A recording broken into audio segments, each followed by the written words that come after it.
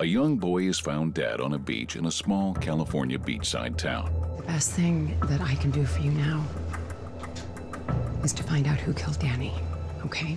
When the death is deemed a homicide, it sparks a media frenzy. We will catch whoever did this. As the authorities try to solve the case, the life of the boy's family is thrown into turmoil in Gracepoint. Hi, I'm Brenna, here with David and Liz to talk about Gracepoint, the new Fox series. We've all just seen it. Liz, how about you start us off? The show tricked me a little bit because I watched the pilot and I was very impressed by the pilot. And I thought, how did they get this cast? Oh my gosh, it reminds me of Twin Peaks. This is really exciting. And then as I watched the second and third episodes, I realized that it's just a very well-dressed, mediocre mystery. You're always drawn in with a mystery. If it's a good mystery or a bad mystery, you still want to know. I found myself wanting to know, but I feel like there's just so much that was not done very well. Like, we have a lot of cliches, we have a lot of staring off into the distance and reminiscing about the murdered kid. Yeah. We have the double identities, we have the lingering shots of, oh, look, it's a small town, how idyllic, and then we forget that it's a small town. These people are like, oh, I don't know who that person is. When you do the small town thing, it's so that everybody knows each other. It's supposed to be a big deal. Well, I have to disagree. I really liked it. Like you, I thought that the pilot episode was really riveting. It was well acted. It was well directed. It felt like the very early Twin Peaks in terms of the mood that it sets up for you. But I really loved it. And as I watched episode 2 and episode 3, I really got into it. The only issue that I had is that everyone had some weird little secret that was double uncovered. Identities. It was and double identities. False. And after a while, it did cross my suspension of disbelief that, like, okay, it's a small town. I mean, how is it that everyone in this little town has something secret or something weird going on? And there's no sense of irony about it. And that's what Twin Peaks did so well, is that it almost turned to this great comedy. Right. But this show just took itself very seriously. There's a moment 20 minutes into the pilot where David Tennant is walking outside with the police captain, and they reference David Tennant's past. Right, he has a past. And that's when a show started to, like, a red flag popped up, and I thought, I don't know if I could trust this show anymore, because this is getting very like self-important and cliche. You can't be objective, you're not the right fit. Or maybe you're not the right fit. Swooping in here, taking over, assuming everyone's evil. I say good morning, you grunt. You bark orders at everybody. We're dealing with a dead child here. But what about David Tennant? I mean, he's basically redoing the role that he did in Broadchurch. See, I love David Tennant. I do. I am a Doctor Who fan. I watch Harry Potter. He's great in Harry Potter, Fright Night.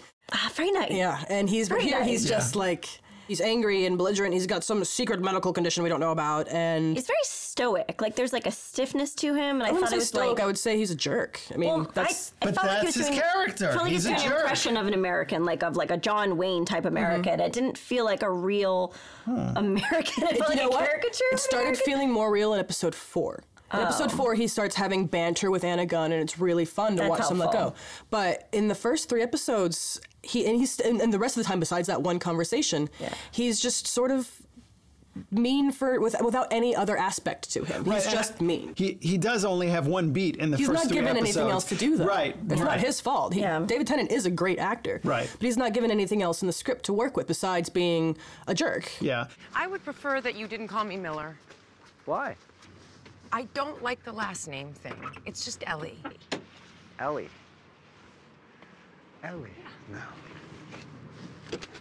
They're not giving enough information. Like, this murder mystery feels like it's something that could be wrapped up in a single episode. So they're just trying to stretch. You feel like I'm expecting things to be red herrings, but I since we haven't seen the whole first season, I don't know. In the very beginning of the show, we have Michael Pena, who's like automatically the perpetrator. We think he's the perpetrator of everything, but then you're like, well, that's the first 3 episodes. We can't possibly have, that can't be that easy. Right.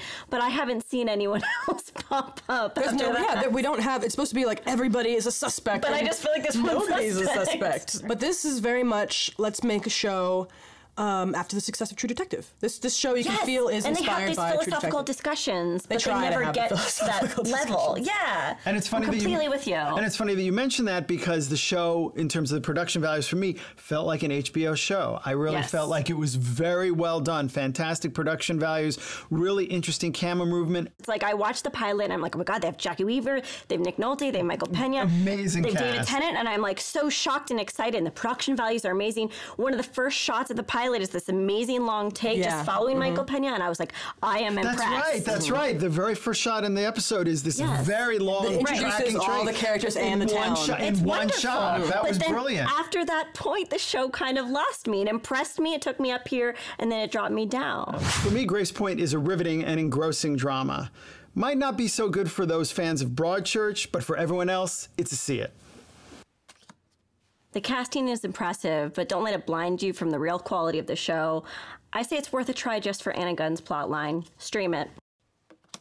Gracepoint has a decent mystery, but with its lackluster writing, performances, and grasp on procedure, you might be better off checking out the British version. Skip it.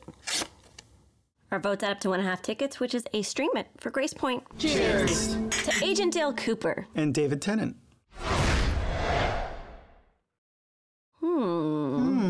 Then who did do it?